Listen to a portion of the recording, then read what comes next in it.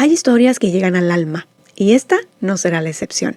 Bienvenido a Me lo contó un espíritu, un espacio dedicado a contar las historias de los espíritus. Sí, así como lo escuchas. Ellos vienen y me cuentan lo que pasaron estando en materia, pero no desde el dolor, no desde la parte que tú te imaginas de que los espíritus son malos o que los espíritus se ven feos o que tiene que darte miedo. No. Ellos fueron hijos, fueron padres, fueron hermanos, fueron amigos. Y desde ese amor es donde yo quiero contarte la siguiente historia. Y como primer capítulo de este podcast, quiero honrar la memoria de mi padre. Él fue un hombre maravilloso y partió un 22 de marzo del año 2025, apenas hace un año que él dejó este plano. Y a mí los espíritus desde niña venían y me contaban sus historias. Yo a veces pensaba que estaba loca, sentía que todo era producto de mi imaginación, pero a veces decía, ¿por qué puedo ver y sentir y sobre todo descifrar tantos detalles de una historia? ¿Cómo es que a mi mente llegan tantos mensajes, tantas historias y sobre todo me dan detalles tan perfectos? Obviamente cuando eres un niño no eres consciente porque piensas que todo es producto de tu imaginación. Claro, y esto por supuesto que puede llegar a ser así. Porque al final, pues, ¿qué sería un niño sin su gran inocencia? Así que para calmar esta bendita imaginación empecé a escribir. Y tengo cientos y cientos de libretas escritas de historias que me los contaron los espíritus. Pero ¿cómo me di cuenta de esto? ¿Cómo fue que yo me di cuenta que eran espíritus y no producto de mi imaginación? Todo llega cuando tiene que llegar, ni antes ni después.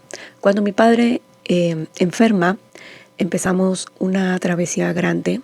Las personas que estén pasando o hayan pasado por el cáncer saben de lo que estoy hablando. Desde el momento en que te dicen que tu familiar tiene cáncer o posiblemente tú mismo, dices voy a morir. ¿Pero qué es esta palabra? ¿Qué significado tiene? Me han dicho que se siente así. Los estudiosos o los que han dicho que son muy elevados o espirituales dicen que la muerte es algo que duele, es algo que definitivamente nadie quiere experimentar, porque pues estamos preparados para nacer, porque cuando llega la noticia de un embarazo, todo el mundo se pone feliz, contento y esperamos 9 meses para que llegue esa alma a nuestros brazos. Nosotras como mamás, los padres, el papá que me está escuchando, la mamá, las abuelas, los amigos y familiares. Y todos nos ponemos bien contentos cuando sabemos que llega esa almita. Y hasta decimos cómo le vas a poner, cómo es, qué es, a quién se parece. Y todo esto es una gran fiesta. Pero ¿qué pasa cuando llega la muerte a nuestra vida? Es toda la polaridad, toda esa fiesta del nacimiento. La muerte es extremadamente dolorosa. Entonces, cuando tú escuchas esta palabra, pues te llenas de miedos, de inseguridades y sobre todo de un camino desconocido. Porque cuando te dan este diagnóstico, los médicos, definitivamente entramos en un campo de batalla, tanto mental como material. Y a veces entramos hasta en un proceso de, no me vas a ganar, no me vas a ganar. No, yo soy fuerte, valiente, yo voy a ayudar a mi familiar, yo te estoy hablando por mi caso, yo voy a ayudar a mi familiar, le voy a dar todo, lo voy a llevar con los mejores médicos, el mejor medicamento, a donde me digan lo voy a llevar porque yo sé que yo voy a ganar esta batalla. Pero díganme, ¿quién le ha ganado la batalla a la muerte? Y es que realmente esta batalla como tal no existe. La muerte llega cuando tiene que llegar. Nacemos cuando tenemos que nacer. Es así. Parece simple, ¿verdad? Se escucha tan fácil decir, todos vamos a morir, sí, sobre todo, uy. Pero cuando nos toca despedir a un ser querido, cuando nos toca vivir la muerte, enfrentarnos cara a cara con ella, y sobre todo, voy a hablar por las personas que están en un hospital muriendo, porque es lo que yo puedo contarte. Ya ustedes me lo dejan en los comentarios. Si alguno quiere compartir su historia, yo con mucho respeto la voy a leer y con mucho amor. Pero es una muerte tan lenta y tan dolorosa tanto para el familiar como para la persona que está enferma. Claro, no se compara el sufrimiento del enfermo con uno que está ahí, ¿no? Pero estoy hablando a nivel emocional, a nivel mental, el desgaste físico que sientes y sobre todo porque entra una persona y sale otra totalmente. O sea, no es el familiar que tú dejaste, una persona con cáncer se va debilitando el cuerpo a tal grado que a veces ya parece irreconocible. Entonces, cuando yo me enfrento a esto, yo tengo como un bloqueo fuerte. Pero algo muy curioso, yo estuve con mi papá 3 meses en el hospital, día y noche, nos turnábamos mis hermanas y yo, y me tocó ver partir a mucha gente, a muchas almas. Y varias venían y me decían, oye, dile a mi familiar, antes de partir, venían y me decían, dile a mi familiar que lo amo, que no se preocupe, que yo me voy tranquilo, que yo me voy feliz. Hubo el caso de un señor que estaba enfrente de la cama de mi papá. Ese señor tenía diabetes, creo, pero ya tenía unas complicaciones graves. La verdad es que no supe bien porque yo no era de andar en cama preguntando qué tenía cada enfermo, que hay personas que sí lo hacen y todo es válido en este mundo. El caso es que este señor, yo recuerdo que en la noche a mí me dio mucho frío, yo me acosté en el piso porque obviamente el cansancio es brutal. Ya unos meses el cansancio es brutal. Ustedes, si han pasado por esto, me van a entender. Yo recuerdo que yo tenía mucho frío. Entonces, yo estaba tapada, pero obviamente tenía una cobijita muy, muy ligerita. Pero estaba haciendo mucho frío, ya eran la madrugada, como las 3 de la mañana, creo, 4 de la mañana, algo así. En eso yo estaba bien dormida, porque sí recuerdo que estaba bien dormida, pero tenía frío. O sea, no es de esos sueños que sabes que tienes frío, pero que no puedes despertar.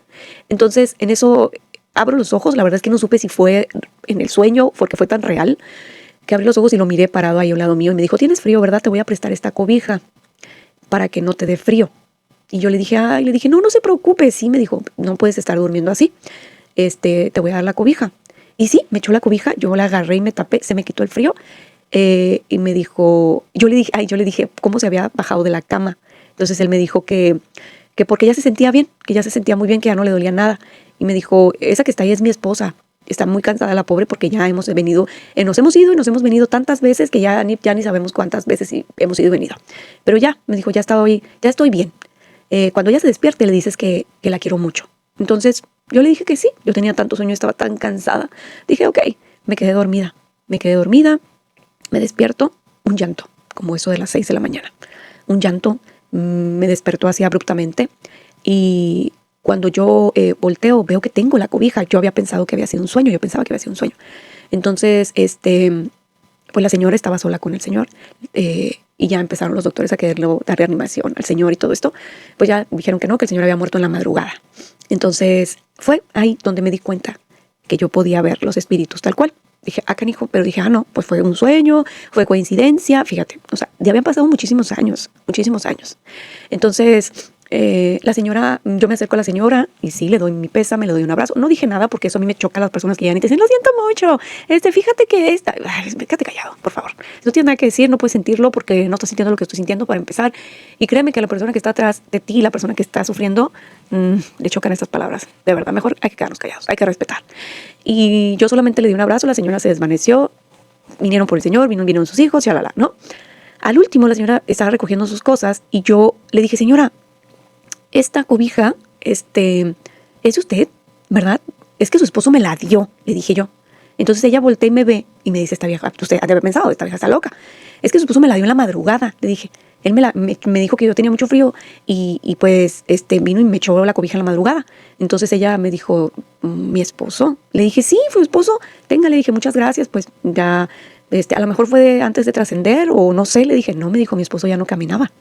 Mi esposo no pudo haberse bajado de esa cama porque él estaba lleno de aparatos y él ya no caminaba. Y yo, no, le dije, es que yo lo vi. O sea, y ya fue cuando caí en cuenta que el Señor, pues era el espíritu de él, no era su cuerpo. O sea, ya no era su espíritu porque, ok, le dije, bueno, a lo mejor lo soñé. Le dije así porque la señora me miraba con una cara de loca, de verdad se los juro. Entonces, pero hay algo que me dijo, me dijo que le dijera que él la quería mucho, que él la había amado mucho, que él la amaba mucho. Entonces ella vuelve a soltar el llanto y empezó que, sí, yo sé, me dijo, pero a veces me cansaba y estaba ahí el cuerpo del Señor. Todavía no retiraban su cuerpo. Entonces, no, pero yo me cansaba, yo sé que tú me amabas, yo sé que si tú me querías y que no sé qué. Entonces la señora me agarra la mano y me dice, gracias, porque créeme que es algo con lo que yo siempre cargué. Yo creí que él no me amaba. Y yo me quedé pensando en eso. Y bueno, eso fue una de tantas historias que viví ahí, pero esa fue una de las primeras. Entonces ahí fue donde me di cuenta que los espíritus venían y me contaban cosas, porque después me puse a leer muchas de mis libretas, y miré que eran cosas así, de dile a mi esposa que esto, o sabes qué, levántate en la mañana y da gracias por ese resplandor en tu rostro. O sea, todos los mensajes que me daban no eran mensajes de dolor, no eran mensajes de que estaban anclados a la materia, no, son mensajes de superación, son mensajes que te van a decir, échale ganas, no creas que todo está mal, al contrario, depende mucho de ti, depende mucho de las decisiones que tomes. Todo lo que nosotros sabemos, ellos te lo dicen, ellos te lo muestran. Y como decía Alan Kardec, no todo lo que los espíritus te dicen tienes que creer. No creas que porque soñaste a tu abuelita y viene y te dice, oye, ¿sabes qué? Ve y quítale las tierras a todos tus hermanos y déjalos sin nada. Tienes que creer porque probablemente no es tu abuelita. O sea, hay muchos espíritus impostores que vienen y te cuentan cosas y realmente no son espíritus elevados. Eso es lo que tienes que saber diferenciar. Cuando nosotros, los medium, obviamente empezamos con espíritus impostores que vienen a burlarse de nosotros porque hay personas que tienen sed de escuchar un espíritu, que tienen sed de ver a un espíritu, y es cuando ahí empiezas a agarrar otro camino que no es el que realmente te proporciona este camino espiritual. No tiene nada que ver. Por eso te dije en un principio, todo lo que escuches acá no tiene por qué darte miedo, muy por el contrario. Y fíjate que quiero hacer hincapié en esto de que no te debe dar miedo, porque recibir un espíritu benévolo, recibir un espíritu elevado, es de las cosas más maravillosas que te pueden llegar a pasar.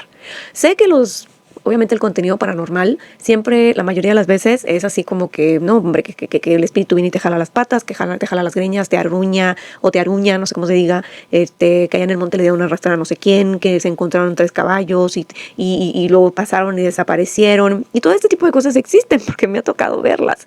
Pero también tenemos que entender que los espíritus son un nivel de conciencia totalmente diferente a nosotros, pero también tenemos que tener mucho cuidado con ellos, obviamente. Pero yo estaba muy enojada porque mi papá no venía a verme después de mucho tiempo de que él se fue. A los 8 meses fue cuando yo pude canalizar con él, precisamente un 31 de octubre del 2025. Y cuando yo canalizo con él, cuando él viene a visitarme, porque vino a visitarme, fue precisamente en esas fechas, que se dice que acá en México, nosotros mexicanos, pues obviamente celebramos el Día de Muertos a todo lo que da, o sea, con bombo y platillo, con unas tradiciones maravillosas que tenemos para honrar a nuestros muertos. Entonces, también se dice que del 27 de octubre al 2 de noviembre, el velo entre los vivos y los muertos es mucho, pero mucho más delgado. Ese velo se hace más delgado y yo pude comprobar que esto es verdad. Y entonces mi amado padre aprovecha esto y viene a visitarme. Y fue algo tan maravilloso que no te lo puedo explicar con palabras. Pero él me cuenta que cuando él dejó su materia, yo llego al hospital, él ve cuando yo llego al hospital y me describe la ropa que traía. Yo traía un suéter negro y un pantalón negro. Fíjense, sí, inconscientemente yo me vestí de negro ese día, me vestí de luto ese día. Pero cabe mencionar que horas antes de que él trascendiera, yo estaba orando, yo estaba rezando, porque yo todos los días hacía oración por mi papá, se lo encargaba mucho al arcángel Rafael, y cuando llegaba al hospital siempre oraba y le pedía a mi padre que rodeara de ángeles su cama para que fuera más llevadero su dolor. Y cabe mencionar que el cáncer de mi papá es uno de los más agresivos y más dolorosos, y mi papá nunca tuvo dolor, excepto sus últimos momentos, que es lo que me contaba mi hermana, que en los últimos momentos él sí sufrió antes de dejar su materia. Pero todos los demás meses no tuvo dolor. Yo siempre le di sanación espiritual con péndulo hebreo, y aprendí muchísimo en esos 2 años para poder ayudarlo a sanar, porque yo sentía que podía ayudarlo a quedarse en este plano. Erróneamente creí que podía, y cuando él se va, yo le reclamo a Dios y le digo, entonces, ¿para qué me diste todo lo que me diste si no pude ayudar al que más amo en la vida? A una de las personas que más amo en la vida. ¿Por qué? Porque era el dolor hablando a través de mí, como lo haría cualquier otro ser humano, claramente. Entonces dice que cuando yo llego al hospital, él me ve, que yo me tiro al piso, y créanme que esos episodios de mi vida a mí se me habían olvidado, porque cuando nosotros pasamos por un trauma como el que te avisen que un familiar falleció, se te quedan como que se te olvidan cosas. Ustedes, quien han pasado por algo así, me entenderán. Entonces él dice que antes de irse, él duró 3 días como yendo por un túnel. Dice que entró como en un tipo trance, donde se sentía muy bien. Y sí, mi papá como 3 días antes ya no abría los ojos, ya no interactuaba con nosotros, de vez en cuando nos contestaba, pero ya, o sea, ya él ya definitivamente era como si estuviera ido. No estaba sedado, no estaba medicado tampoco. Entonces, él me cuenta que más o menos fueron como 3 días antes de que él se fuera, cuando él empezó por este camino. Era un camino muy, muy largo y muy iluminado. Y dice que el día que se fue, llegó una mujer. Y dice que era una mujer muy bonita, delgadita, muy iluminada. Dice que era demasiado, que él no la podía ver con facilidad. Y dice que le dijo que una de sus hijas la había enviado para llevarlo al descanso eterno, que lo tomara de su mano y que ella lo iba a llevar al descanso eterno. Y dice que le tomó la mano y que él sintió mucha paz y mucha tranquilidad. Y esa mujer desapareció. Cabe mencionar que, como les dije, yo estaba rezando antes de que él trascendiera, antes de que me avisaran que él ya estaba agonizando. Y yo le pedí a la Madre María que lo llevara de su mano, que no me lo soltara de su mano porque él tenía miedo, que yo también tenía miedo, pero que él tenía miedo de trascender. Y ella me dijo lo siguiente: hija mía, no temáis por tu padre, él será recogido en el seno del Señor, su alma está en paz, su materia tendrá el descanso eterno. Y yo le contesté: pero madre, él tiene miedo, no preocupéis, yo sostendré su mano y ya no sentirá dolor, su sanación será infinita. Esto me lo mostró a las 10:46 de aquel sábado 22 de marzo de 2025. Mi padre murió a las 11:22 a.m. La verdad es que cuando ella llegó en esa oración, porque la vi como mi padre me la describió, fue maravilloso el poder entender un poco de lo que había sucedido, pero sobre todo fue una respuesta a aquel reclamo que yo le hice a Dios, aquel reclamo que le dije: sí, ¿para qué me diste todo esto si no puedo ayudar a alguien que yo amo, alguien que yo amo tanto? Entonces no era que no lo podía ayudar, era que yo no podía ir en contra de los designios de Dios. Entonces dice que después de que él me ve en el hospital y que nos dicen a nosotros que él trasciende, yo recuerdo, si eso sí lo tengo muy claro, que corro a la camilla y lo quiero levantar y me lo quiero llevar a la casa. Pero yo, cuando él se sentía mal, que él estaba muy enfermo, recuerdo que yo le tomaba de su mano. Tal vez por eso la madre me mostró la mano. Yo lo tomaba de su mano y empezaba a orar. Y empezaba a pedirle, como les dije, que el arcángel Rafael viniera a darle sanación, que los ángeles cordonaran su cama, y empezaba a orar. Y yo sentía que él se sentía a gusto.